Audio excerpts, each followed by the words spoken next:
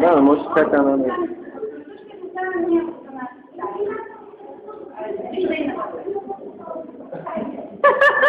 Заповядай, Мила.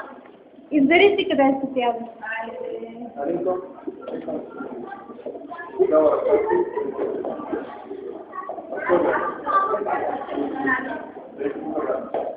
Какво ми ли ще става? Заповеда! Бъде леко и леко като хляба.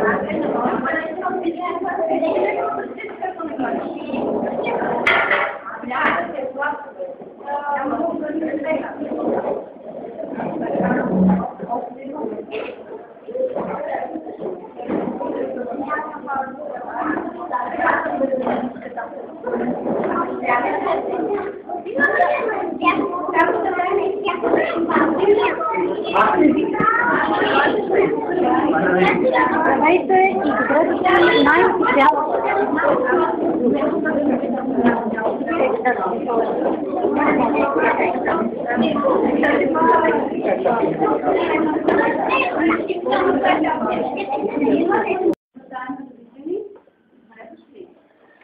Днеска, всяко едно сърце на страната, което има училище, най-важното е вие деца, първокласници.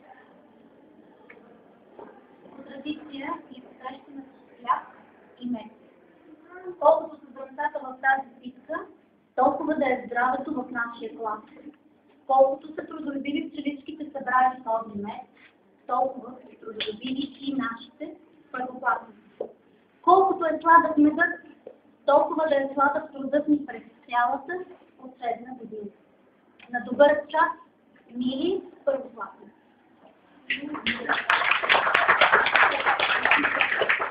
В петничката сега бяха децата в втори клас, колкото към вас.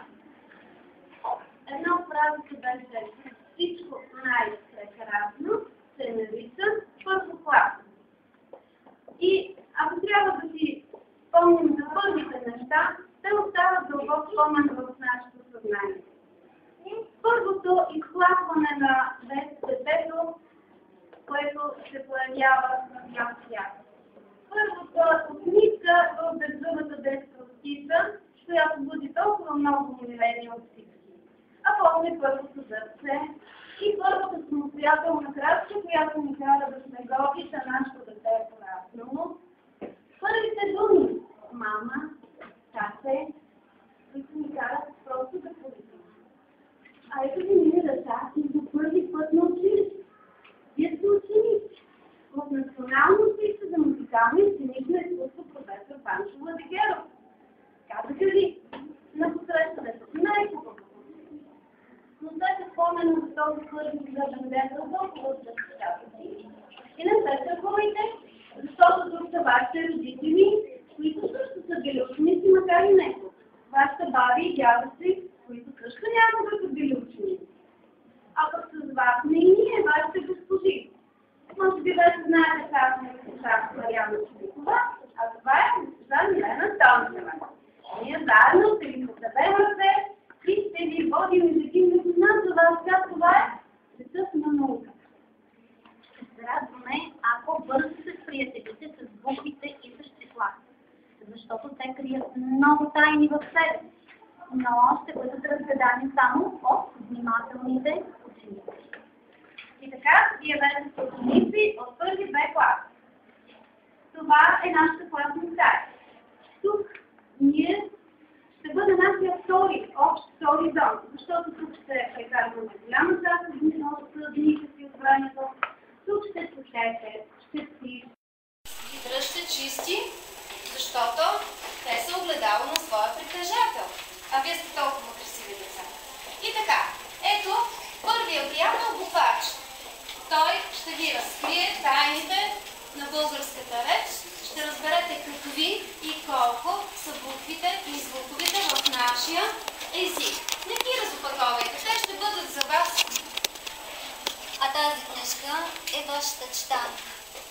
С нейна помощ ще усетите красотата на българската реч. Това е математиката. Тя е царица на цифрите и на числа. Ще се научим да решаваме задачи, да мислим точно и бързо. Ще израстват големи математици. Още един.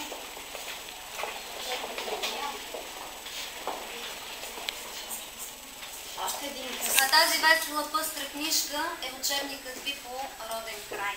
С негова помощ пък ще се потопите в света на растенията и животните. Ще научите много неща за нашето училище, за празниците, за обичаите на нашия народ и за неговото славно минало. Тук има още учебници, и красиви, по-красиви. Изобразително изкуство, нашен вид и техника, музика. Тези учебници много са красиви, нали? Да. Децата много ги обичат, защото чрез тях се учат да конструират. Нищо не идва даром. Това е първия урок, нали? Трябва да си ги заслужим. Затова ние с госпожа Тончева сме подготвили за всяка една редичка по една гатенка и вие слушайте внимателно да ги разгадаете. Всяка редичка отговаря на своята гатенка. Ако не познаете, ще трябва да си ги вземем тези учебници. Слушайте внимателно. По полето бързо тича, зели морка ви обича. Що е то? Лисичка. Заслужавате си ги. Ден и нощ стърчи на едно кръстовище. Има 3 очи, но...